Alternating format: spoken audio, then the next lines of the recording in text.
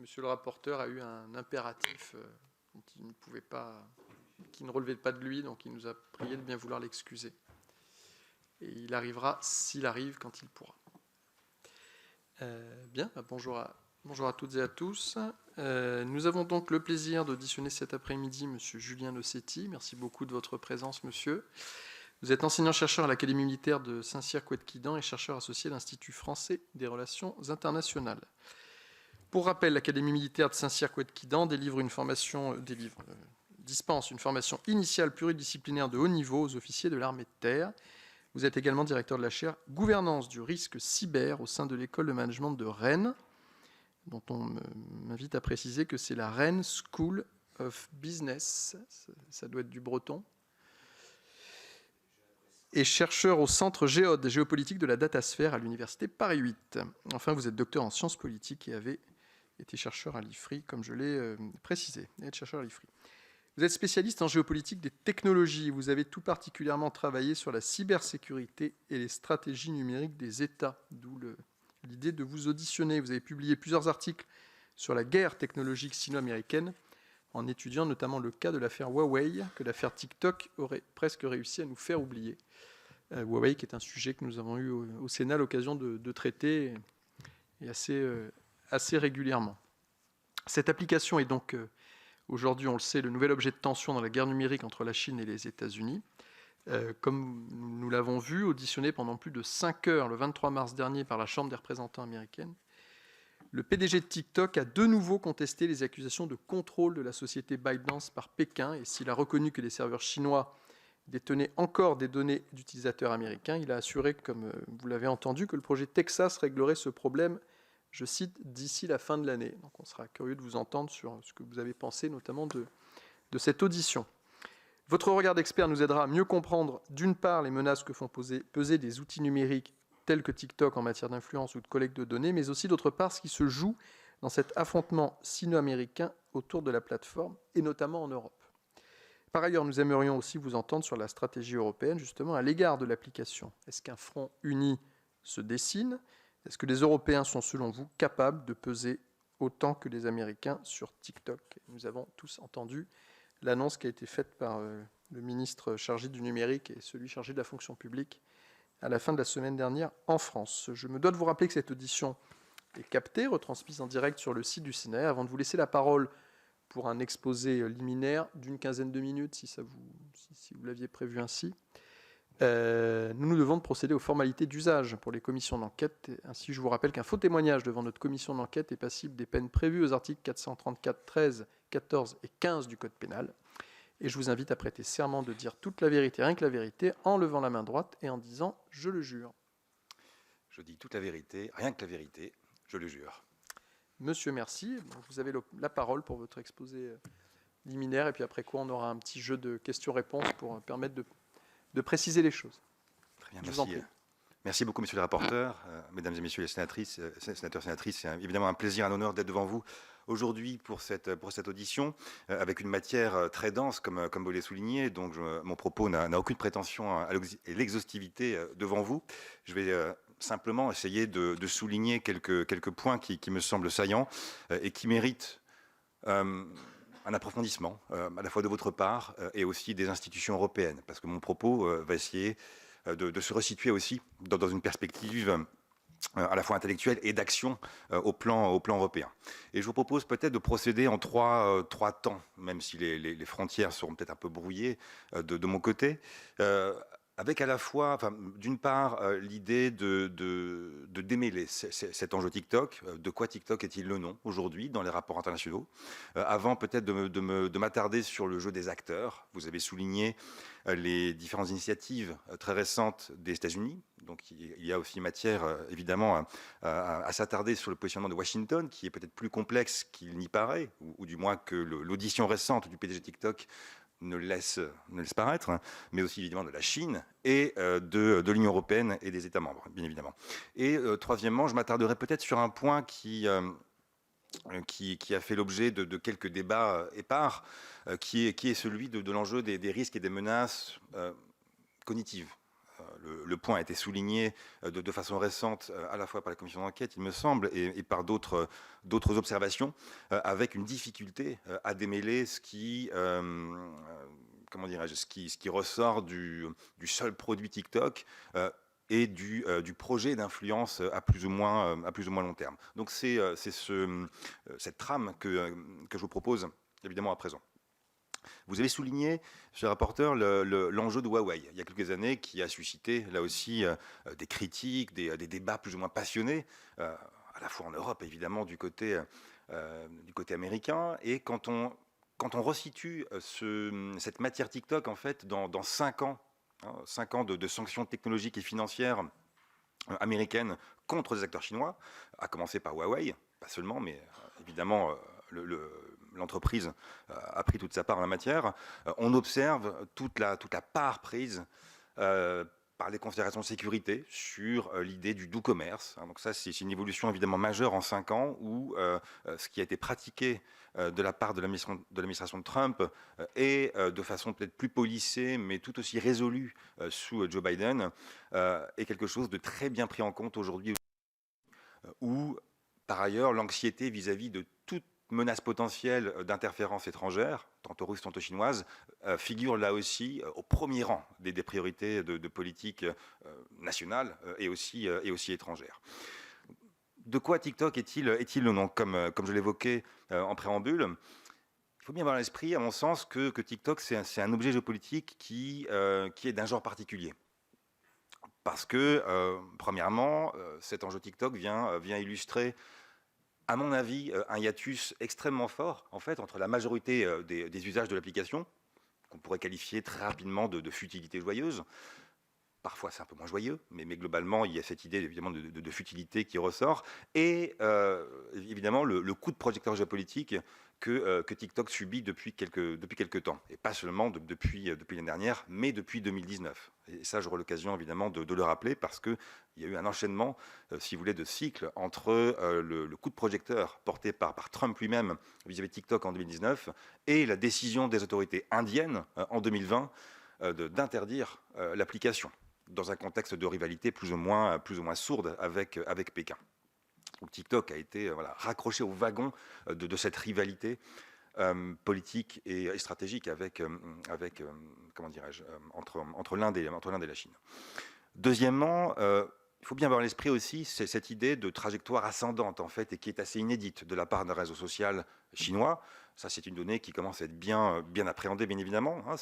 TikTok est devenu le premier réseau social, et ce 5 ans après le lancement de l'application, dans sa version occidentalisée.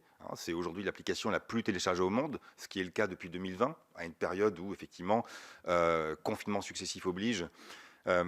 Ça a pu favoriser évidemment le téléchargement de cette application.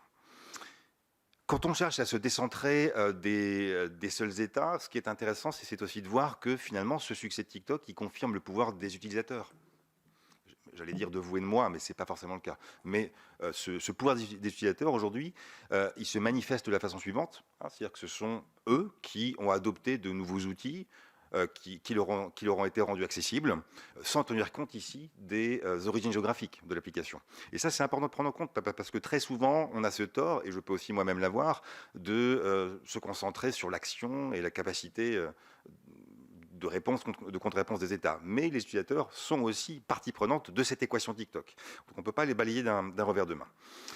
C'est là aussi, vous le savez, le premier média social qui est né hors États-Unis, qui est capable de rivaliser très sérieusement avec les réseaux sociaux de la Silicon Valley. Facebook et ses filiales, Instagram et WhatsApp, paraissent inattaquables. Il y a eu un échec des projets concurrents. Vous avez connaissance du projet Lasso de Facebook ou du projet Reels d'Instagram, qui tous deux, malgré les moyens qui ont été engagés, ont été des échecs. Donc ce sont deux acteurs ici qui ont été bousculés de façon plus ou moins vive en à peine 5 ans. Donc là, ça renvoie aussi au temps d'action, au temps de l'innovation de l'économie numérique, qui ne concorde pas forcément avec le temps d'action du politique. Donc ça, c'est aussi une donnée, je pense, à conserver en tête. C'est aussi un sujet, TikTok, qui vient contester frontalement l'hégémonie des États-Unis dans le champ de l'économie numérique. tout en envoyant au monde l'image d'une puissance numérique qui réussit. Et c'est là où le cadre de TikTok est intéressant, parce que le réseau combine deux modèles d'affaires qui jusqu'à présent ont fonctionné. C'est à la fois un réseau social et en même temps une application qui permet de partager des vidéos. Et ça, jusqu'à présent, l'exemple montre bien que cette réussite est pour l'instant inédite. Peut-être plus intéressant d'un point de vue politique, c'est que cette trajectoire ascendante de TikTok vient éclairer en creux la politique chinoise de l'administration américaine. Il s'agit de sécurité, mais il s'agit aussi de ralentir la conquête technologique de Pékin. Et ça, c'est une donnée qu'il faut appréhender évidemment sur le long cours, avec des prémices que moi je resituerais sous les mandats successifs de Barack Obama, qui avait déjà identifié ces questions technologiques. Alors, en y mêlant pêle-mêle des questions de propriété intellectuelle, de cyberespionnage, de cyberdéfense aussi, hein, qui ont figuré vraiment au cœur de l'agenda bilatéral sino-américain. Et ici, dans cette relation entre Washington et Pékin, il faut bien avoir à l'esprit que depuis une petite dizaine d'années, l'impératif de l'innovation est peut-être plus flagrant que des questions d'ordre stratégique ou militaire, justement dans l'accroissement des tensions entre les deux acteurs. On a, à des épisodes là aussi variés et successifs depuis une petite dizaine d'années, mis l'accent sur l'IA, l'intelligence artificielle, épicentre des tensions entre les deux pays. La 5G, évidemment, sous Trump, avec évidemment l'affaire Huawei qui en a été le révélateur parmi d'autres. Et aujourd'hui, TikTok qui vient agréger toutes ces inquiétudes américaines et finalement faire monter d'un cran, là aussi, cette friction entre les deux pays. De façon aussi intéressante, et dans le prolongement de l'affaire Huawei, que j'avais le plaisir d'ailleurs de développer devant une commission d'enquête du Sénat il y a 4 ans, cette question TikTok est aussi une nouvelle illustration de l'instrumentalisation des interdépendances aujourd'hui économiques et technologiques. Donc pour rappel, hein, c'est une façon d'aller affaiblir l'adversaire par le biais d'interdépendances économiques et technologiques qui ont été tissées entre deux ou plusieurs pays. Et dans le cas présent, avec TikTok, TikTok et sa maison mère ByteDance d'ailleurs, hein, incarnent de façon, à mon sens, très aboutie ces interdépendances sino-californiennes, hein, qui ont fonctionné à plein régime, je dirais, depuis 20 ans. ByteDance est immatriculé aux îles Caïmans, le PDG de TikTok est singapourien, le financement, l'émergence financière de TikTok s'est faite via des grands acteurs comme le japonais SoftBank ou comme l'américain KKR. Hein. L'ascendance du réseau a aussi été permise par le rachat de Musical Ly, hein, qui incarnait très bien cette ligne droite, je dirais, entre Shanghai et Santa Monica, en Californie. Hein, et c'est aussi, je pense, hein, la seule vertu de la concurrence qui a construit le succès de l'application. Ce que je veux dire par là, c'est que pour les États-Unis, et sans céder à une lecture un peu psychologisante de l'affaire, il y a un effet miroir à cet enjeu TikTok.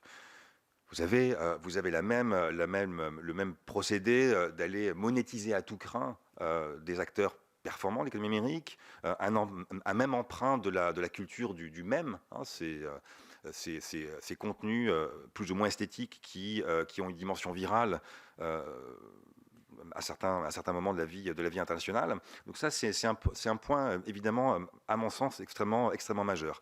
Et enfin, jamais des débats n'ont été aussi vifs au sujet des implications socio-culturelles d'une plateforme numérique. On a parlé de Huawei, avec des enjeux peut-être plus centré sur le hardware, hein, bien sûr. Et là, l'audition du PDG de TikTok, la semaine dernière, par le Sénat américain, est une preuve flagrante que ce qui inquiète le législateur américain allait bien au-delà des risques en matière d'interférence, je dirais classique.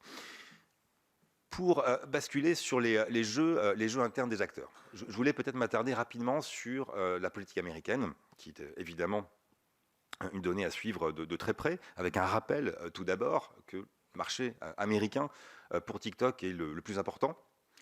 C'est 150 millions d'utilisateurs actifs, donc ça consacre aussi, si vous voulez, une partie des succès de l'application.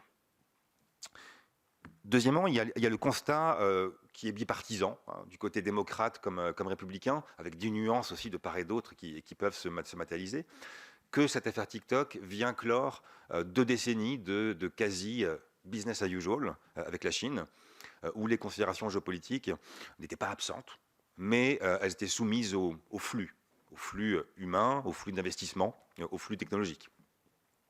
Ça rejoint évidemment mon propos de départ sur la remise en cause de ce doux commerce qui avait été quand même l'apanage de l'essor de la mondialisation commerciale et technologique.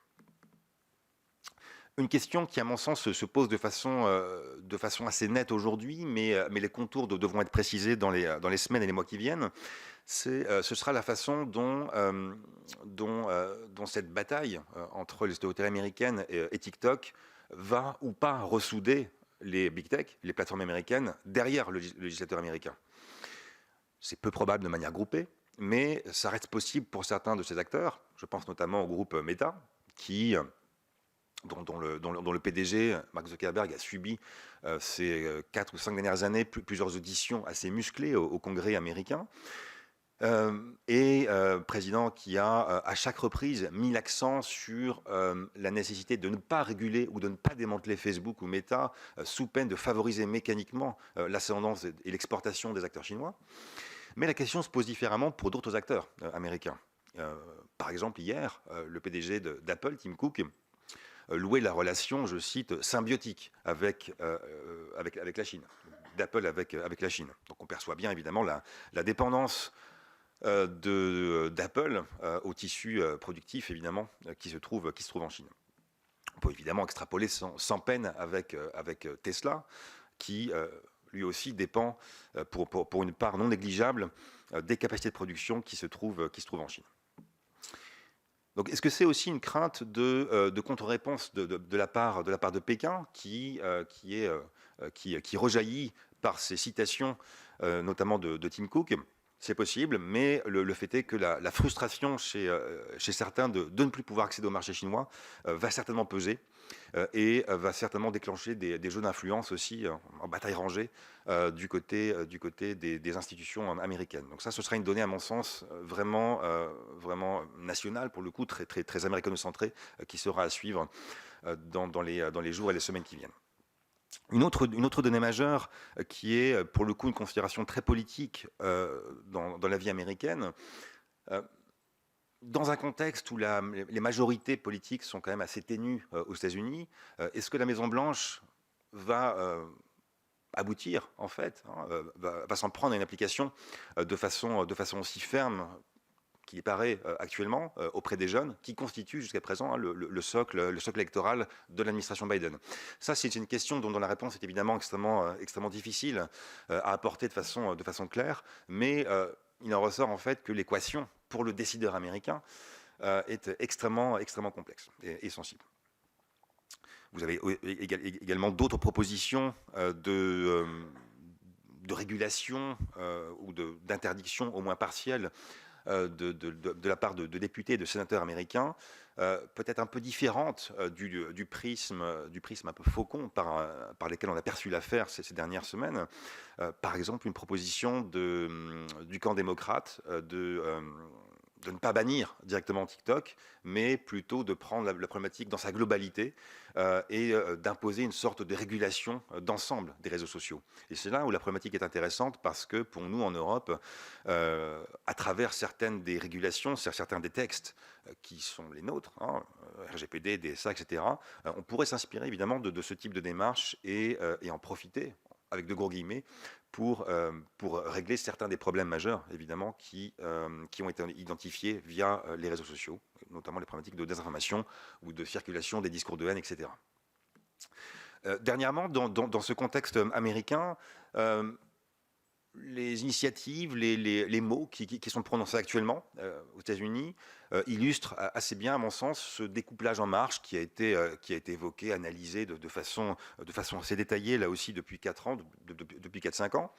TikTok peut en être le symbole, peut-être plus abouti que Huawei. Et là aussi, on a affaire à une donnée qui viendra certainement déclencher des contre-réponses de la part de Pékin. Quand on pense par exemple, de façon très rapide ici de ma part, à la dépendance des sociétés occidentales aux cellules de batterie, aux éléments de panneaux solaires, aux approvisionnements en lithium raffiné, hein, tous ces produits dans lesquels les acteurs chinois ont des parts de marché extrêmement fortes. Eh bien, vous prenez ces 3 enjeux. Là, vous avez des éléments de contre-réponse de la part de Pékin qui pourraient très bien survenir, hein, en poussant la logique un peu au bout, qui pourrait venir assez clairement se matérialiser. Côté chinois, à l'inverse, vous avez d'autres questions évidemment qui se posent. Le fait que l'application Sinisé, hein, Douyin, l'équivalent de TikTok pour le marché chinois, soit configurée différemment en Chine même, de telle sorte à ce qu'elle ne soit pas utilisée à des fins contestataires. À mon sens, ça donne assez logiquement corps aux arguments qui vont avancer qu'il y aurait une stratégie chinoise pour aller à minima diviser, sinon abêtir l'Occident.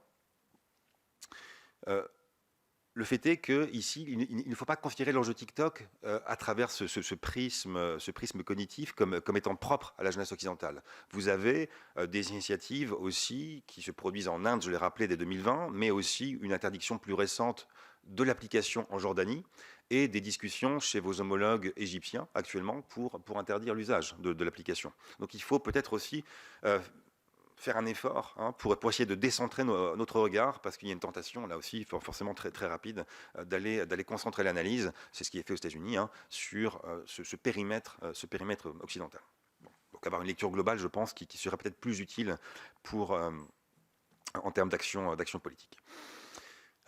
Autre donnée aussi, à mon sens, intéressante dans le cas de la Chine, c'est qu'en 2020, quand Donald Trump faisait pression pour aller vendre les activités pour imposer une vente des activités TikTok aux États-Unis, la Chine ajoutait un nouveau catalogue de contrôle des exportations qui répertoriait de façon implicite les algorithmes comme étant des éléments contrôlés, donc comme des éléments extrêmement sensibles vis-à-vis desquels il fallait avoir une position, une politique de rétention et de considérer de façon analogue je sais pas, au code source de tel service ou application, par exemple. Bon. Donc ça, c'est une donnée aussi importante parce que ça montre bien que le décideur chinois a aussi anticipé certaines des réponses et certaines des actions du côté de Washington. Sur un plan international, et ça c'est un point sur lequel je me permets d'insister, cette affaire TikTok pourrait assez paradoxalement jouer en faveur des intérêts chinois de politique étrangère, parce que pour Pékin, le raidissement américain, il vient confirmer ce qui a été perçu du côté chinois, mais aussi dans d'autres coins du monde, comme étant des doubles standards américains en matière de libre circulation de l'information ou de libre circulation des données. Et ici, le fait éventuellement d'interdire TikTok viendrait affaiblir ce magistère moral des Américains qui, sous Trump, avait déjà été passablement écorné en matière technologique. Je me concentre uniquement sur cet aspect technologique et numérique.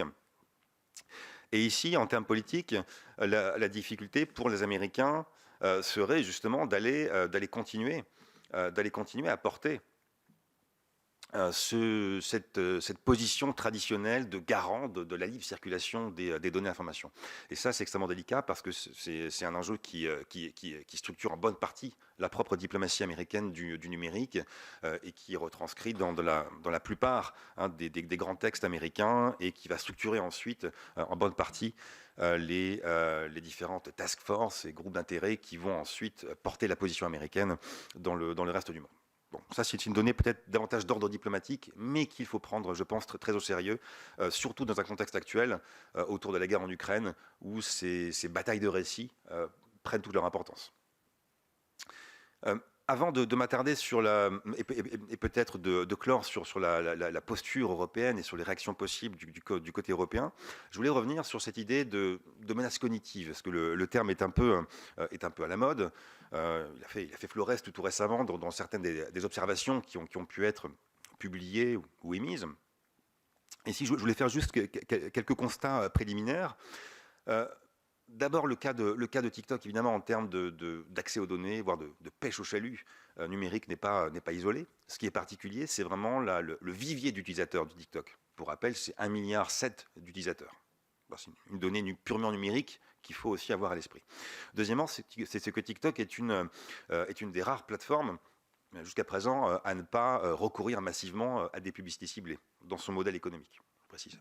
Et troisièmement, TikTok est bien plus qu'un forum, entre guillemets, c'est aussi un éditeur du contenu. Donc ça aussi, évidemment, c'est ce qui peut déclencher toute la susceptibilité et l'anxiété, je dirais, des législateurs.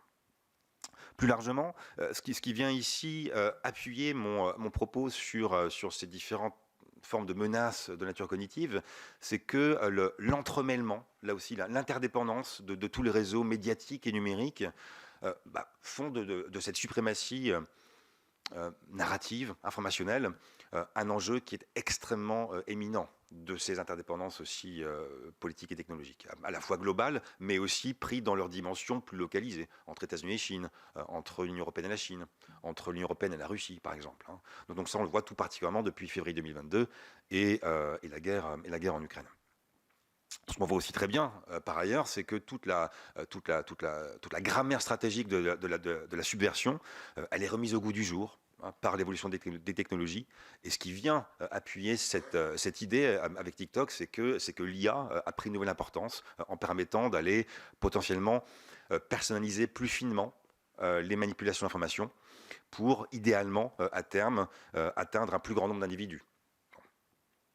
Et ici, cette interdépendance cognitive entre les sociétés a aussi permis le développement, voire même le foisonnement d'un mercenariat d'influence numérique dont les effets restent assez délicats à contrer. On l'a bien vu dans l'actualité récente avec les révélations autour de Tim George, etc. Car ces manipulations font très souvent intervenir des intermédiaires, des proxies, qui sont étatiques. Donc on est aussi face à des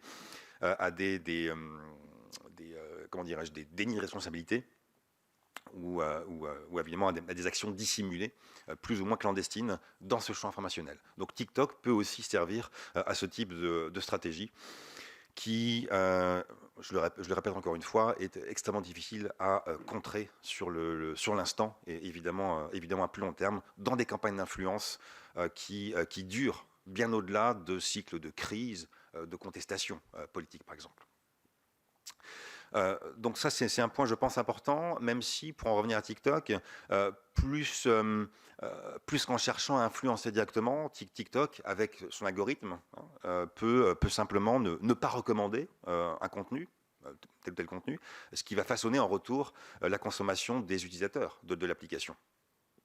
Et ça, c'est quelque chose qui a été très documenté, notamment pour éviter de faire ressortir dans les recommandations de contenu vidéo toutes les problématiques liées à ce que M. Charon avait, je crois, évoqué la semaine dernière devant vous, autour des différentes questions qui suscitent l'ire du parti État en Chine. Il faut bien comprendre, je pense, quand on aborde ces questions-là, que ce que j'évoquais en termes de subversion est devenu la norme dans les relations internationales, je vais venir à la fin, plutôt que l'exception, finalement. Donc, cette idée finalement de rapport de force dans le domaine cognitif vient exploiter quelque chose qui est assez ancien. Donc c'est aussi au fond une sorte de ressac qui nous revient, le ressac d'opérations d'influence au long cours, mais adapté à des contenus extrêmement personnalisés, avec aussi l'idée de répétition, parce que ce qui est aussi propre à l'usage de TikTok, c'est non seulement la durée extrêmement brève des contenus, mais aussi la répétition qui permettent justement d'aller capter l'attention de l'utilisateur et le rendre évidemment extrêmement dépendant des contenus qu'il consulte. Pour en venir à l'Union européenne, et puis je finis avec ce point-là, je dirais très rapidement que c'est une chose d'aller prendre des mesures pour restreindre TikTok dans la communauté des fonctionnaires européens, la Commission, le Parlement, etc. Et c'en est une autre, évidemment, d'aller décider au sein des États membres d'interdire l'application. Ça poserait évidemment d'évidents problèmes en matière de liberté d'expression. Il y a évidemment le précédent de RT ou de Sputnik l'année dernière, mais il faut des raisons graves, des raisons étayées pour invoquer une telle décision. Donc là, il y a évidemment un questionnement d'ordre politique qui est extrêmement sensible dans le contexte qui est le nôtre en termes stratégiques. L'autre enjeu pour les Européens, c'est celui qui est aussi le nôtre, je dirais, par rapport au resserrement des relations transatlantiques depuis la guerre, depuis février 2022. Il y a le constat à faire des vastes efforts diplomatiques américains pour renforcer les alliances, associant à la fois Européens et certains pays d'Asie, notamment le Japon, la Corée du Sud ou Taïwan. Et quand on prend la séquence récente, notamment avec le Forum de Davos, avec la conférence sur la sécurité de Munich en février, et dernièrement le Mobile World Congress de Barcelone, la structuration des initiatives américaines a été extrêmement bien huilée, et le but était simple en fait. Il s'agissait d'aller inciter les partenaires européens et asiatiques d'aller rejoindre la position américaine au sujet de TikTok en particulier, et plus largement au sujet des acteurs technologiques chinois. Ce qui est aussi à suivre, et puis c'est mon point de conclusion, là aussi en faisant un lien avec l'idée de menace cognitive, c'est que les institutions européennes ne partent pas de zéro. Vous avez le Service européen d'action extérieure, le SEAE, qui a entrepris des travaux, des réflexions depuis quelques années. Ça s'est renforcé, ça s'est intensifié depuis quelques mois, au sujet notamment de la sécurité cognitive. Tout ça dans le cadre de la stratégie de réponse aux menaces informationnelles et d'interférences étrangères.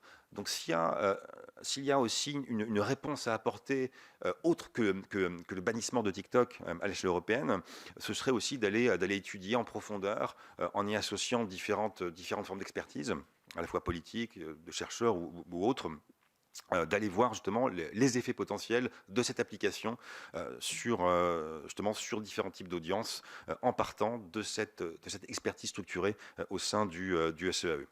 Et puis dernièrement, ce qui est aussi, je pense, important pour nous Européens, c'est d'élargir la focale, c'est-à-dire que vous avez un lien, à mon sens, entre la problématique technologique, énergétique et militaire. Je prends un exemple tiré de l'actualité immédiate. Vous avez en Norvège un industriel de l'armement qui s'appelle Nammo, qui ne peut pas agrandir une usine de production de munitions censée livrer notamment l'Ukraine, parce que des data centers qui sont utilisés par TikTok consomment toute la production électrique de la région concernée. Donc, ce qui a fait dire d'ailleurs au PDG de cette société norvégienne que la croissance de l'entreprise était entravée par le stockage de vidéos de chatons. Bon, l'allusion est un peu triviale, mais ça montre bien que dans la perspective des intérêts européens, vous avez une équation là aussi à plusieurs données qui rend la chose très complexe entre la montée en gamme du soutien à l'Ukraine quand la guerre conventionnelle revient sur le continent, entre la problématique énergétique qui pose là aussi des défis existentiels pour évidemment les Européens, et en même temps cette action à prendre vis-à-vis d'acteurs extra-européens qui posent certains types de défis et de risques que j'ai pu évoquer succinctement. Je vous remercie beaucoup. Je vous remercie. On aura les uns les autres quelques questions à vous poser. Je passe directement la parole à monsieur le rapporteur s'il a des questions, parce qu'il a tout. Les collègues qui souhaitent poser une question, s'ils veulent bien se signaler. Merci beaucoup, Monsieur le Président. Merci beaucoup de cette intervention complète et détaillée. Je voudrais commencer par m'excuser, évidemment, je suis très en retard. J'ai appris hier soir tard que j'étais non pas invité, mais presque convoqué à une réunion, à un déjeuner à l'Élysée en présence de tous les présidents de groupe, enfin d'un certain nombre de présidents de groupe, et par conséquent, c'était difficile de refuser. Je n'ai pas voulu demander à Marc Parcelier de reculer l'heure de cette réunion parce que ça aurait été beaucoup plus compliqué pour tout le monde que de la laisser et puis et que je sois le seul en retard, mais je voudrais m'excuser auprès de vous d'être en retard cet après-midi. Vous avez déjà répondu à beaucoup des questions que nous nous posons. Je voudrais vous en poser peut-être 2 ou 3 autres et puis ensuite mes collègues le feront à leur tour. La première, c'est pensez-vous que le projet Texas, c'est-à-dire le projet qui fait en sorte qu'Oracle soit demain la société qui gère les serveurs et un certain nombre des services de la plateforme, soit crédible, c'est-à-dire en l'occurrence qu'elle peut éviter et contrôler qu'il n'y ait aucune porte dérobée qui arrive directement à Pékin, à Shanghai ou ailleurs, ou à Singapour, ce qui serait peut-être moins grave. Et la deuxième question, c'est en interdisant, et en le faisant brusquement et avec urgence, avec un faible délai, en interdisant à tous ces fonctionnaires le chargement de l'application TikTok, la Commission européenne, j'ai l'habitude de le dire, a ouvert une boîte de Pandore, parce que si c'est vrai pour la Commission, c'est vrai pour le Parlement aussi qui l'a décidé, c'est vrai évidemment pour tous les gouvernements européens, d'ailleurs ils commencent à s'en rendre compte, et deuxièmement c'est vrai également bien au-delà, c'est vrai pour des entreprises, pour des employés, cadres ou autres d'entreprises stratégiques, c'est vrai pour beaucoup de monde, et en même temps, la Commission européenne ne donne pas de raison. C'est-à-dire, elle dit crainte de transfert des données. Bon. Est-ce que c'est pour éviter les problèmes diplomatiques avec la Chine et ne pas directement dire c'est pour éviter l'espionnage chinois? Mais il n'empêche qu'il n'en reste pas moins que si elle fait ça, c'est qu'elle a des bonnes raisons. C'est rare que la Commission européenne demande qu'on agisse dans les 15 jours. Est-ce que vous avez des informations plus précises? Évidemment, on va poser la question à la Commission européenne quand on s'auditionnera, mais peut-être vous avez des informations plus précises. La troisième question, qui est beaucoup plus générale et qui ne concerne pas seulement TikTok, est-ce que selon vous, le règlement européen sur les services numériques, le DMA, le DSA, sont aujourd'hui la garantie d'une véritable responsabilisation des plateformes, ou est-ce que l'objectif est encore loin d'être atteint? Et enfin, quel est votre... bien entendu, le problème, vous avez évoqué tout à l'heure l'interdiction. On n'est pas dans cette commission d'enquête aujourd'hui sur une proposition, une décision de proposition de quoi que ce soit. Peut-être qu'à la fin, on aura un certain nombre de recommandations, peut-être même en raison de choses qu'on découvrirait que ça pourrait être le sujet de l'interdiction. Mais indépendamment de cela,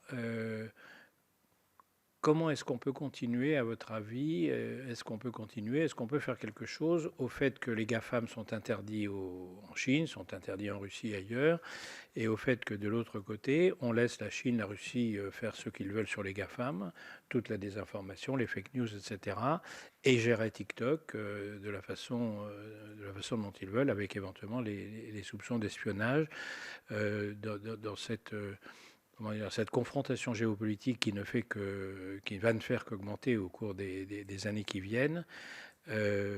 Comment sortir de cette contradiction? Merci, madame. Comme il y a pas mal de questions, on va peut-être faire une première salve de réponses là-dessus. Hop, avec le micro.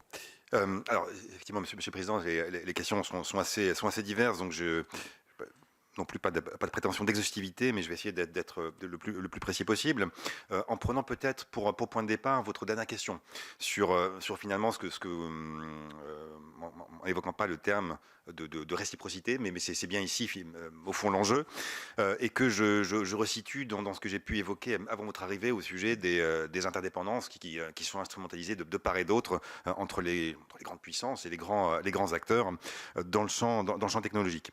Donc là, c'est vrai que j'aurais tendance rapidement à lier la question aussi à des enjeux d'identité, de savoir qui nous sommes, et est-ce qu'au fond on applique toujours l'enjeu des valeurs quand on cherche à défendre un modèle technologique, ou alors est-ce qu'on assume le fait que tous ces enjeux technologiques soient devenus des enjeux de sécurité nationale, et est-ce qu'on se débarrasse de ces oripeaux qui dans le cas des États-Unis, on a bien vu récemment, peuvent embarrasser l'action politique.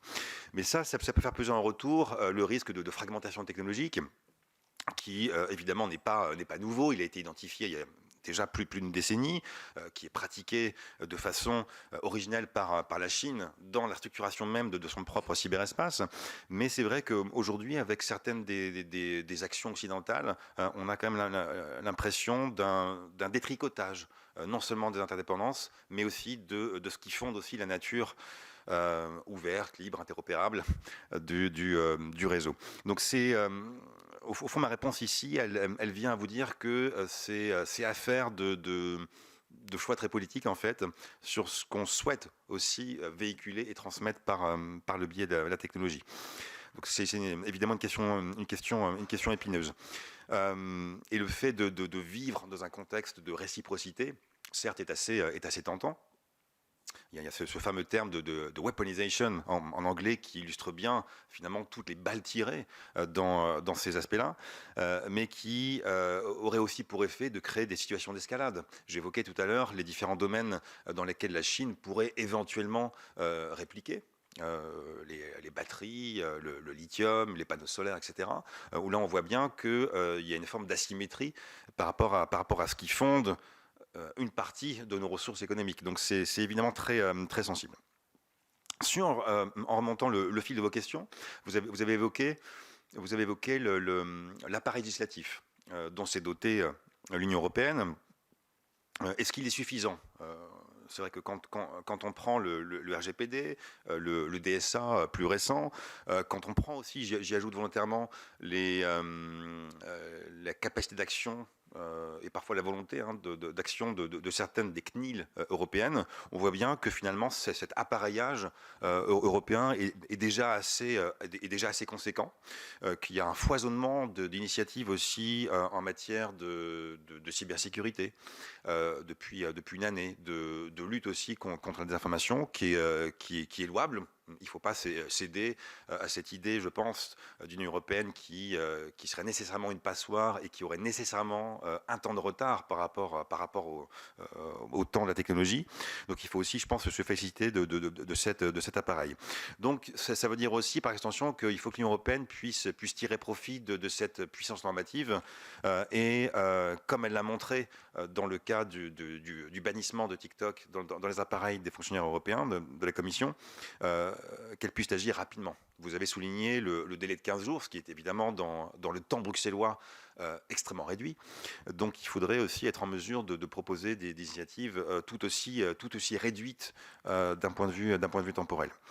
Je ferai un parallèle quand vous évoquiez le manque de justification donnée à cette interdiction au sein de la Commission européenne. Je ferai un parallèle avec la boîte à outils 5G qui avait été annoncée au plus fort des tensions avec Huawei il y a quelques années, en 2000 si ma mémoire est bonne, et qui déjà à l'époque avait été un signe politique assez fort de la part de la Commission, dont on n'avait pas forcément l'habitude de voir la prise en compte politique de ces thématiques de sécurité.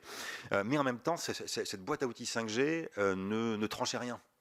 C'était essentiellement des propositions, des préconisations qui étaient faites aux États membres, mais États membres qui se voyaient totalement libres pour ensuite agir sur le plan de la loi en interne.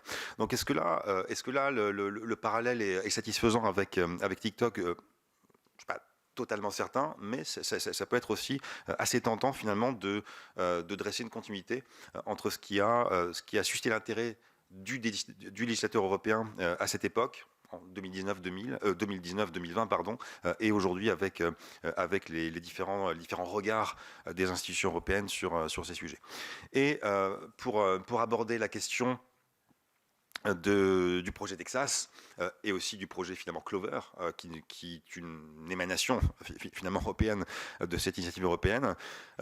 Ce que je vois avant tout ici, c'est le retour en force de l'enjeu de la relocalisation des données, dont on avait pris conscience il y a exactement 10 ans, en fait, avec l'affaire Snowden. Cet enjeu d'aller relocaliser les données numériques sur des territoires donnés avait à l'époque été critiqué vertement par les Américains, qui nous avaient accusés de protectionnisme déguisé.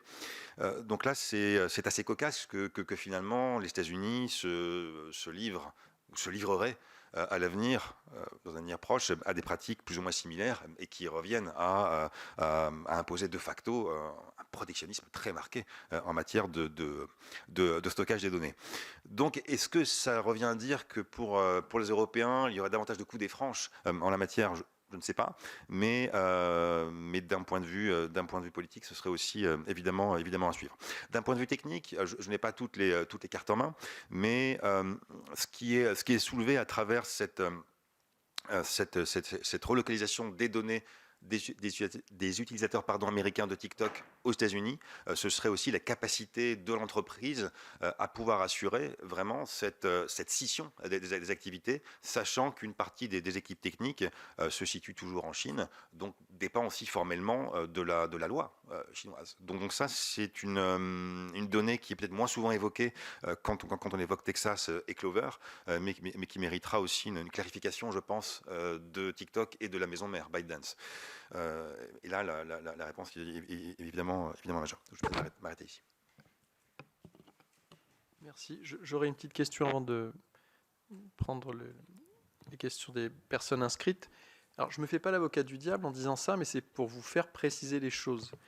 Tout au long de votre propos liminaire, vous avez évoqué les difficultés qu'on rencontre, qui peuvent être provoquées par TikTok, mais vous avez insisté un moment pour dire que la particularité de TikTok, c'était le vivier d'utilisateurs, du fait du nombre d'abonnés qui a été exponentiel et qui est énorme par rapport à des réseaux qui sont arrivés à saturation, ou comme Facebook, dont on nous dit que c'est entre guillemets un réseau vieillissant.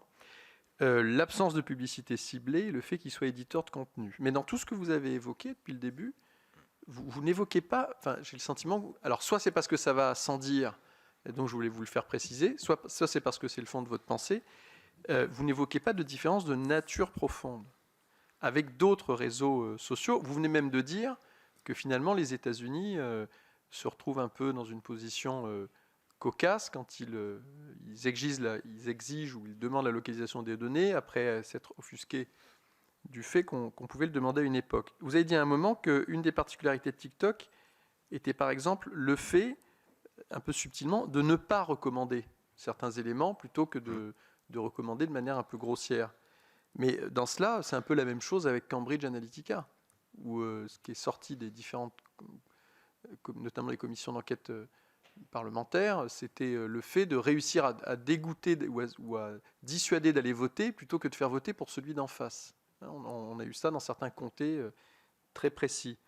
Donc la question c'est, est-ce que vous confirmez une différence de nature profonde qui tient au régime politique de la maison dans lequel se situe la maison mère?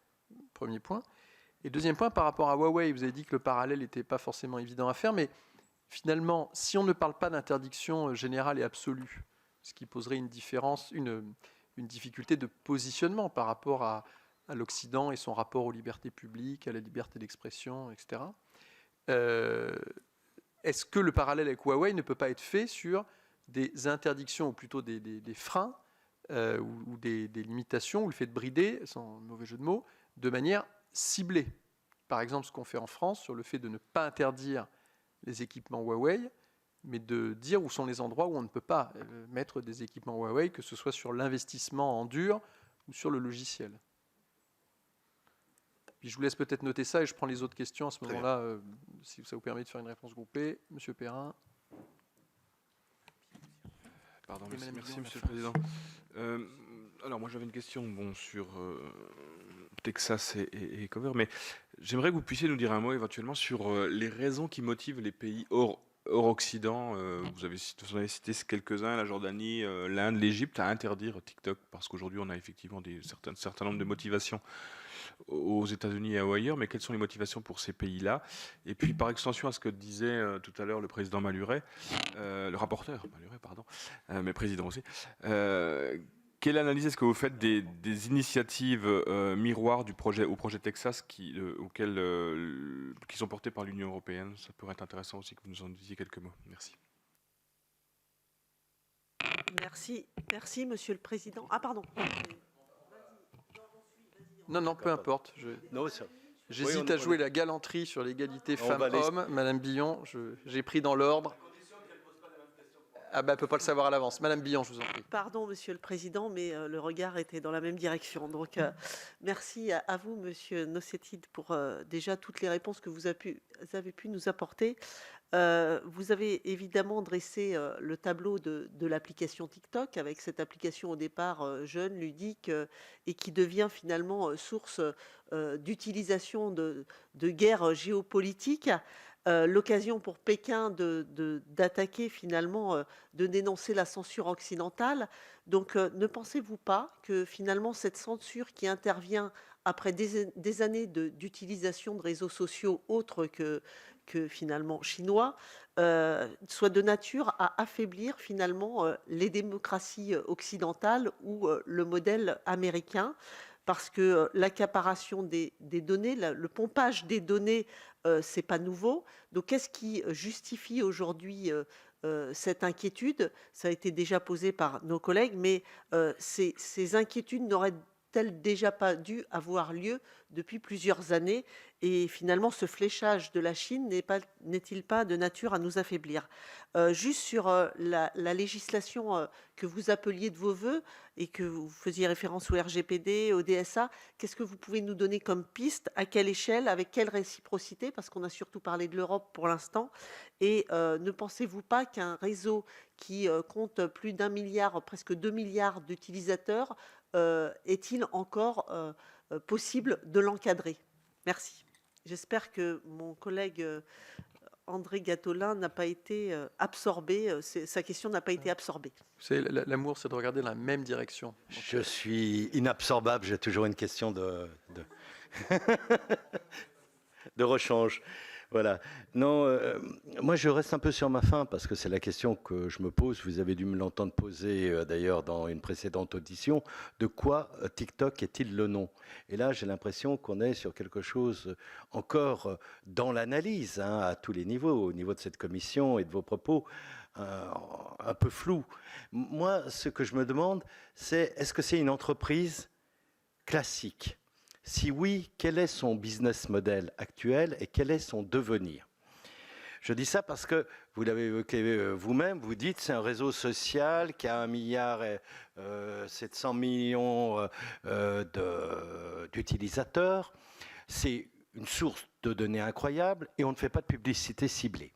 Quand je regarde les résultats économiques de TikTok en évolution, bien sûr, il y a une croissance, mais ils sont très inférieurs à ceux d'autres réseaux américains comme Snapchat, beaucoup moins puissants.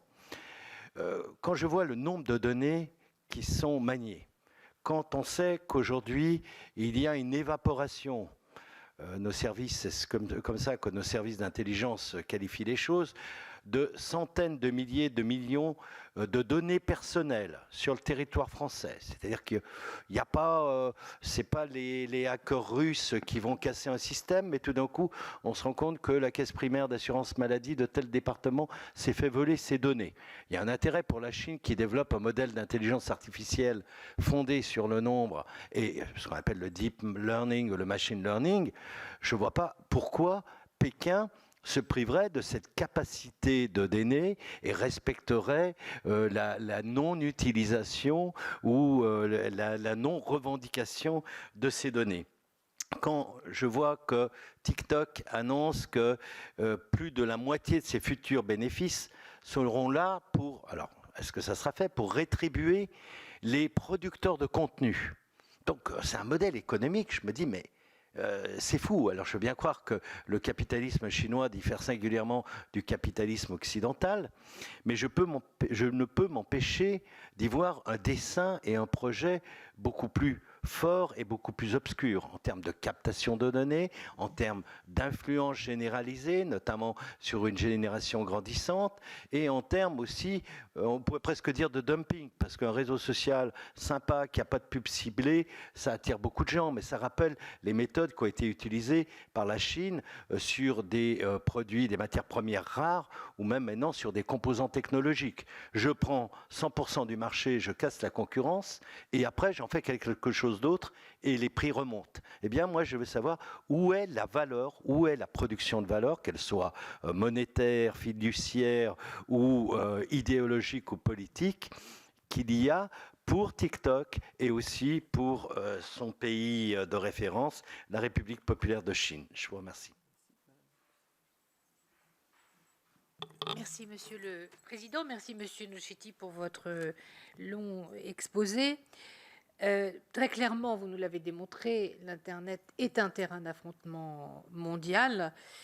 Et on voit très clairement cette guerre froide du numérique qui s'est désormais installée. Donc c'est bien la lutte pour la domination du monde via l'économie et surtout la connaissance. Quand je dis la connaissance, c'est-à-dire les réseaux sociaux, l'information, la désinformation, c'est l'accès à un certain nombre de contenus.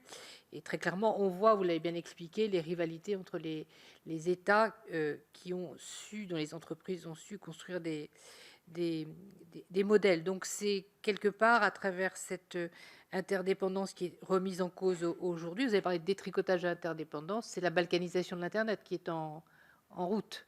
Pourriez-vous nous dire précisément ce qu'elle est susceptible d'entraîner d'un point de vue plus général, d'un point de vue économique, des différentes interdépendances justement que vous avez évoquées, car c'est tout ce que les pionniers et les pères de l'Internet avaient imaginé pouvoir se réaliser un jour. On est à contre-courant de ce qui était voulu pour être le réseau des réseaux, donc en quoi ça va redistribuer les équilibres dans le monde. Dans cette guerre de l'Internet, on voit que l'Europe, très clairement, est un enjeu, avec son marché profond et durable de plus de 500 millions de consommateurs. Et vous l'avez bien expliqué avec la question de Huawei des infrastructures. Depuis Donald Trump, c'est devenu extrêmement crucial, et c'est TikTok aujourd'hui qui cristallise beaucoup de cette problématique. Alors, s'agissant de la réglementation européenne, pour laquelle, je rappelle, Charles Michel disait il nous faut une réglementation européenne pour nous situer entre le modèle business of all américain et le modèle du crédit social chinois. On doit inventer un autre modèle, en tout cas une autre régulation. Donc, le rapporteur vous a interrogé précisément sur le DSA et le DMA. Vous avez souligné que nous avons su nous doter d'un certain nombre d'outils de régulation. Malgré tout, j'aimerais revenir sur le DSA, pour lequel d'ailleurs notre commission des affaires européennes nous a déjà auditionné. C'est bien le texte qui va réguler les services et les contenus, donc TikTok. Croyez-vous qu'en l'état, le texte adopté permettra sérieusement d'aller mesurer ce que sont ces algorithmes, comment ils fonctionnent, en tout cas leur caractère opaque et peu transparent? Y a-t-il avec ce texte les moyens d'accéder vraiment à ces boîtes noires? N'aurait-il pas fallu prendre d'autres mesures, c'est-à-dire des expertises indépendantes, des évaluations safety by design plus régulières de ces plateformes pour disposer d'une régulation plus efficace? Voilà. Enfin, vous avez parlé de l'enjeu de la relocalisation des données depuis l'affaire Snowden. Les données produites par TikTok, d'après ce que j'ai compris, des utilisateurs américains. Mais au-delà de la relocalisation, y a-t-il pas quand même la problématique, quoi qu'il arrive, de toute façon, du traitement de ces données, des logiciels de traitement de ces données? Merci de vos réponses. Bien, on vous laisse le soin de... Vous avez un petit quart d'heure, si vous pouvez réussir à balayer. Un petit quart d'heure, 20 minutes. Pardon, madame. Faites-moi des grands signes, parce que si l'administrateur ne tire pas la manche, je vous en prie, vaut mieux qu'on pose la question en même temps. Simplement, nous avons évoqué tout à l'heure, je voudrais revenir sur le fait que l'Union européenne et maintenant la France, qui ont suivi les États-Unis et donc ont interdit TikTok, en tout cas ont interdit que leurs fonctionnaires et administrations utilisent l'application. Je voudrais savoir dans quelle mesure cette décision est-elle de nature à limiter son influence, selon vous? Est-ce qu'un ban total est envisageable? Et sinon, un ban partiel prémunit-il contre les menaces les plus vives qui fragilisent la souveraineté nationale? Et enfin, peut-on craindre, via TikTok, une attaque géante aussi paralysante que celle venue de Russie ayant paralysé l'Estonie en 2007? Un État comme celui-ci vous paraît-il davantage prémuni que le nôtre en cette matière aujourd'hui? Je vous remercie. Très bien. J'ai un menu de questions extrêmement complet, donc je vais essayer de aussi précis que possible, en commençant peut-être par, non pas par facilité, mais effectivement, j'ai soulevé ce point, monsieur le sénateur, tout à l'heure, d'autres États, notamment l'Inde ou la Jordanie, qui ont interdit l'application. Donc, qu'est-ce qui a conduit principalement ces États à agir de la sorte? Alors, dans le cas de l'Inde, le contexte était particulier, puisqu'on était en pleine compétition qui a failli déboucher sur des affrontements militaires entre les deux pays, où l'enjeu tel qu'il a été formulé par New Delhi était d'aller bannir une 60aine d'applications chinoises sur le territoire indien. Dans le cas de TikTok, c'était encore plus sensible parce que le discours indien, à l'époque, en 2019, en 2020, mettait déjà l'accent sur les risques potentiels pour la jeunesse indienne. Et c'est ce qui a d'ailleurs justifié de la part des autorités jordaniennes, donc avec évidemment une population bien moins nombreuse qu'en Inde, la décision d'aller interdire l'application. Ce qui d'ailleurs, dans le cas de la Jordanie, aurait dû être temporaire, c'est-à-dire que ce qui avait été formulé par Amman au départ devait être circonscrit dans le temps, et ça a été prolongé sans justification politique. Et là, TikTok a demandé tout récemment, a demandé des réponses par rapport à cette prolongation non justifiée. Dans le cas de l'Égypte, on en est encore au stade des discussions parlementaires, de débats assez nourris d'ailleurs. Et là, encore une fois, le prisme est vraiment posé sur l'influence de TikTok sur la jeunesse. Donc on revoit quand même assez souvent cette donnée revenir qui ne concerne pas uniquement évidemment les jeunesses américaines et européennes. Ce qui me conduit à un point qui avait été soulevé au sujet finalement de la question assez large des campagnes d'influence finalement qui peuvent être menées par cet acteur. Donc, je me distancie peut-être de façon assez claire d'attaque par le bicyber, parce qu'en fait avec TikTok il ne s'agit pas de cet enjeu-là, mais il s'agit vraiment d'aller structurer potentiellement des campagnes d'influence sur un long terme, et je le répète aussi, non circonscrites à des périodes de crise politique précises, comme la Russie par exemple a pu les exploiter en tirant profit de contestations liées à des référendums ou à des élections par exemple. Bon, ici les campagnes d'influence en fait de TikTok n'ont jamais été démontrées clairement, comme ça a dû vous être exposé précédemment.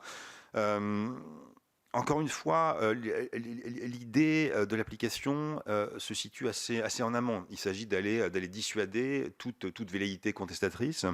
Et pour prendre un exemple récent, tiré du contexte post-invasion russe de l'Ukraine à partir de février 2022, l'application a dû se conformer à la loi russe qui a été réactualisée sur les fake news. Mais en fait, TikTok est allé au-delà et du jour au lendemain, sans incitation faite par le législateur russe, en fait, a coupé l'accès à tous les contenus de l'application qui ne concernaient pas la Russie. Donc, du jour au lendemain, à peu près 95% des contenus qui auparavant étaient accessibles aux utilisateurs russes de TikTok ont disparu. Donc il y a eu une sorte alors je ne sais pas comment le qualifier devant vous, mais d'anticipation finalement des desiderata de certains législateurs, et ici en l'occurrence la Russie. Est-ce que c'est à resituer dans cette relation bilatérale sino-russe dont on parle beaucoup aujourd'hui et qui, sur un plan technologique et numérique, est assez nourrie? Je ne le sais pas, mais c'est très certainement dirigé là aussi contre cette hégémonie perçue aussi de la part des acteurs américains dont on a parlé tout à l'heure. Et ça, c'est tout à fait convergent avec, et c'est une parenthèse, avec le discours russe sur les plateformes américaines qui, vous reprenez le fil des déclarations de haut niveau depuis un an, assimile les plateformes américaines à des, je cite, à des armées qui nous tirent dans le dos, etc., etc. Donc on a une vraie militarisation, entre guillemets, du discours au sujet de ces acteurs technologiques, et ça ne concerne pas que TikTok, ça concerne évidemment aussi les GAFAM, pour aller vite. Pour en revenir à cette notion de campagne d'influence, en mettant l'accent sur la jeunesse, comme je pense vous l'avez fait en partie durant les auditions de cette commission d'enquête, Ce qu'il faut bien voir ici, c'est l'affaiblissement des résistances sur le long cours. Les doctrines chinoises mettent l'accent sur la guerre intelligentisée. C'est une mauvaise traduction, je n'ai pas le bon terme ici devant vous, mais l'idée est d'aller détruire la force productive d'une société, pas du jour au lendemain bien sûr, mais sur plusieurs décennies. C'est quelque chose qui est écrit noir sur blanc, et ça peut être atteint, je cite, via des actions directes sur la cognition de l'ennemi. Sachant que les autorités... écrit noir sur blanc où ? Dans les doctrines de sécurité, doctrines militaires de la Chine. Donc ça, c'est quelque chose. Celles qui ont été traduites récemment, dont M. Sharon nous a parlé. Tout à fait. Donc les Chinois écrivent dans leur doctrine militaire publique, et qui est traduisible et traduite aujourd'hui, Tout à fait. Et vous avez des débats stratégiques en Chine, d'ailleurs, extrêmement nourris sur ces questions. C'est-à-dire qui font l'objet de débats parfois contradictoires entre expertises nationales. Il y a donc des documents publics de l'État, enfin du parti, qui publiquement affirment cet objectif. D'aller affaiblir les résistants justement par le biais de tels outils. Donc ça c'est quelque chose qui là aussi, comme je l'évoquais au début, sur un plan diplomatique, agit en fait par effet de miroir. C'est-à-dire, au fond, comment dirais-je, ce que la Chine nous dit à travers ça, c'est que, notamment aux Américains, c'est d'aller renverser les dividendes de l'Internet tel qu'il a été conçu, en prenant appui sur la liberté totale d'expression que permet le réseau, et d'aller exploiter ça justement contre l'adversaire identifié. Donc c'est assez particulier pour le coup. C'est présenté comme quelque chose étant de bonne guerre. Tout à fait. D'accord. Je vous ai interrompu, pardon, sur le déroulement. Absolument. Je vous remercie, monsieur le rapporteur. Sur votre question concernant finalement, je l'aborde en partie sur l'affaiblissement des démocraties libérales, avec des inquiétudes qui auraient dû, je cite, avoir lieu il y a plus longtemps. Effectivement, c'est vrai que votre institution avait déjà souligné les risques numériques liés à la Chine de très longue date. Donc il y a une partie des débats qui n'a pas émergé ces derniers mois ou dernières années. C'est quelque chose dont on a pris conscience quand même de façon beaucoup plus ancienne. Mais on est, je pense, à un moment charnière où c'est plutôt l'ensemble en fait des sociétés occidentales qui ont pris la mesure en fait du risque potentiel posé par ces acteurs et par justement la volonté politique aussi chinoise d'aller agir chez l'adversaire par ce biais numérique. Donc affaiblissement, oui, et encore une fois, au long cours. Donc là, j'aurais peut-être un effort de temporalité exprimé devant vous. Il ne faut pas attendre de conséquences à très court terme ou à court terme, mais vraiment sur un temps beaucoup plus long. Pour en revenir à des enjeux plus juridiques, économiques aussi, dans une perspective européenne, c'est vrai que le DSA, je l'ai abordé rapidement, mais les dispositions du document peuvent sembler satisfaisantes au premier regard. Ce qui est intéressant de relever, c'est que déjà une partie du débat américain au sujet du DSA critique le texte en nous disant que finalement les dispositions du DSA iront favoriser les acteurs chinois pour aller s'implanter en Europe. Donc là aussi, vous avez un autre élément de discours de bonne guerre, entre guillemets, qui vise aussi à peut-être aussi aller affaiblir finalement certaines dispositions du texte européen. Et je vous rejoins totalement, Madame la sénatrice, sur cette idée d'aller idéalement en profondeur dans l'examen des algorithmes ou d'aller décortiquer la boîte noire des algorithmes, et celui de TikTok est particulièrement sensible et opaque, vous l'avez souligné. Donc là, vous avez un enjeu, je pense, très, très, très politique à aller interroger. Et c'est une donnée qui, là aussi, a été anticipée, à mon sens, par les équipes de l'application, avec, il me semble déjà, des expertises indépendantes qui ont dû être relevées ou soulignées pour aller faire ressortir l'innocuité de l'algorithme et sa transparence. Bon. Mais là c'est un enjeu, je pense, tout à fait prioritaire, à mon sens, dans la poursuite de cet examen. En matière en matière d'effet d'échelle. Vous avez souligné, je crois, Madame la sénatrice, l'idée d'être en mesure d'agir ou pas sur 2 milliards d'utilisateurs. Est-ce qu'il n'est pas trop tard et est-ce que finalement le temps politique joue en notre faveur? La question est extrêmement délicate, évidemment, parce que effectivement, on a affaire à un réseau, je l'ai souligné, qui a eu une croissance extrêmement rapide. On est passé de 700 millions d'utilisateurs en 2020 à 1,7 milliard 3 ans plus tard, donc, ce qui est une croissance absolument inédite comparée aux autres plateformes que j'ai évoquées précédemment. Donc là, vous avez à nouveau cette difficulté d'aller à la remorque finalement de cet acteur qui évolue beaucoup profondément en très peu de temps. Donc cette capacité d'action, j'aurais tendance à rester optimiste devant vous, mais c'est vrai que le caractère transformiste finalement de la société, qui a racheté différents acteurs avant son exportation internationale, finalement mérite justement qu'on reste à cette mesure.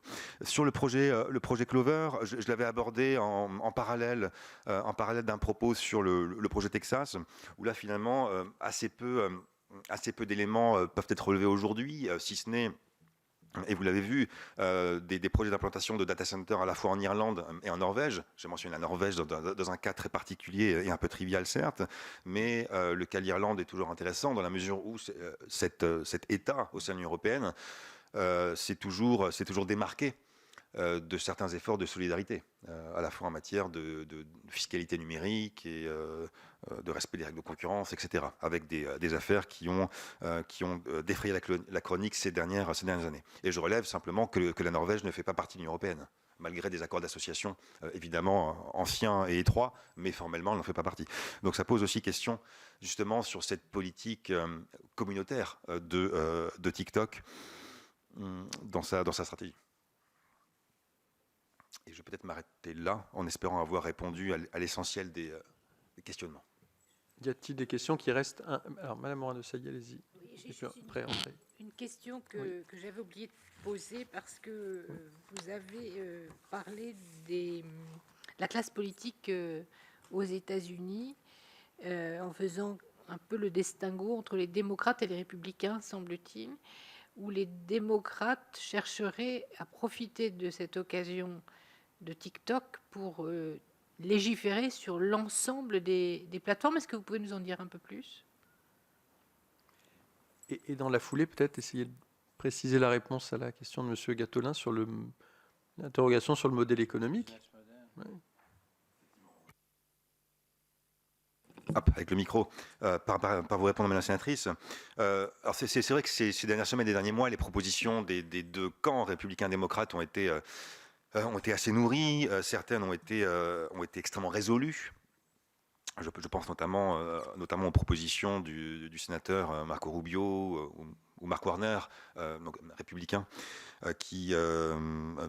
Marco Rubio républicain, qui se situent dans une longue tradition justement comment dirais-je, de régulation, de projets évidemment très politiques par rapport à cette émergence des acteurs chinois. Ce projet démocrate, en fait, il a émergé il y a quelques semaines dans cette idée qui était déjà présente chez certaines des figures de l'établissement politique américain, chez certaines figures qui pour certaines ont quitté d'ailleurs l'administration. Je pense notamment à Tim Wu, à Lina Khan, qui portait déjà ce type de législation autour d'une prise en compte de tous les effets délétères des plateformes numériques, et pas seulement en se focalisant sur tel ou tel acteur. Alors c'est pas seulement TikTok, mais ça a aussi à certains moments pu être Facebook, donc, ou le groupe Meta. Donc c'est un point intéressant parce qu'en fait cette lecture globale aux États-Unis, on l'a assez rarement eu. Donc ça mérite d'être souligné et peut-être possiblement d'aller aussi interagir avec vos homologues du Congrès. Mais pour le coup, ça viserait à prendre en compte à prendre en compte l'entièreté des risques informationnels essentiellement justement portés par ces usages. Et ça, c'est aussi en lien avec des problématiques très nationales, pour le coup, liées aussi à l'influence au rôle et à l'influence de certains de ces réseaux dans des affaires de tuerie de masse aux États-Unis, etc. Donc vous avez aussi un décentrage par rapport à la stricte question chinoise. Donc c'est aussi, je pense, intéressant de le relever. Et sur le modèle, ce fameux modèle économique de TikTok, alors là, c'est une question extrêmement délicate, parce qu'en fait, ce qui a été relevé jusqu'à présent comme étant la force principale de TikTok, c'est la puissance de son algorithme. Et effectivement pas le pari fait sur de la publicité ciblée ou d'autres atouts ou d'autres types d'avantages comparatifs. Ce qui a été pratiqué dès le départ par TikTok, ça a été un appui sur des relais issus du monde des arts, de la musique essentiellement, et aussi du sport. Des contrats ont été noués, notamment aux États-Unis, avec des figures du basket ou de la musique en fait sur place, et ce qui a permis au réseau TikTok d'aller engranger très massivement des utilisateurs. Mais sur le modèle économique en tant que tel, et sur évidemment la croissance de cet acteur, là j'aurais moins d'informations à relever, parce que ça reste effectivement assez opaque encore aujourd'hui, ce qui avalise en fait votre hypothèse sur finalement une part plus grande à accorder au projet, à accorder à cette croissance qui a été spectaculaire. C'est un réseau TikTok qui a cherché dès le départ sur le plan du design, sur le plan visuel, à se débarrasser de tout rattachement possible à la RPC, à la République populaire de Chine, mais on voit ici que justement la politique rattrape très rapidement l'enjeu. Mais pour le coup, ce modèle d'affaires doit aussi être creusé. Le rapporteur n'ayant pas d'autres questions, non, c'est bien, je pense qu'on a fait le tour. Écoutez, monsieur, merci beaucoup pour vos éclairages devant la commission. Merci à vous.